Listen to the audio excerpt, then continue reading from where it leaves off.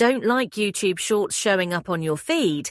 Here's how to reduce or turn them off on the YouTube mobile app. First, open the YouTube app on your phone and make sure you're signed into your account.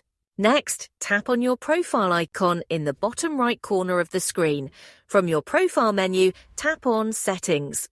Inside Settings, scroll down and tap on Playback and Restrictions or Playback and Feeds. This may vary depending on your app version. This will limit shorts from appearing in your main feed. To further reduce shorts, return to the YouTube homepage. When you see a Shorts section, tap the three-dot icon on the top right of a Shorts video and select Not Interested. Repeat this with other shorts to train the algorithm to stop showing them. After you've done that, try refreshing the home feed. You should start seeing fewer or no shorts. That's it. You've now taken control over YouTube Shorts on your mobile app.